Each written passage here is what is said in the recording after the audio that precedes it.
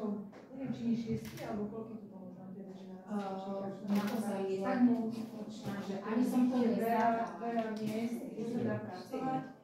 Bežať na 6-7 s vlastnou váhou sa dá cvičiť, čiže v podstate ten priestor bude využitý úplne vlastne multifunkčne, na rôzne spôsoby, môžu sa meniť, potom sa ten kruhový tréning robí, takže fakt je to také aj dynamické, nielen statické, že robí posunie len jednu časť tela, ale komfortne celé. A bude k dispozícii aj v obednejšie hodine? No, to máme ešte taký ďalší program aj pre našich učiteľov, alebo teda vôbec zamestnancov. My sa snažíme o to budovať zdravé pracovisko. A toto bude jedna z možností, že teda zamestnanci, keď bude tento priestor voľný, tak budú mať k dispozícii a môžu ho využívať. A na prenajom to sme zatiaľ vôbec nad tým sme nerozmýšľali, lebo je to veľmi nové a veľmi si to vážime zatiaľ, aby sme dali niekomu do prenájmu, sa náhodou nedostali.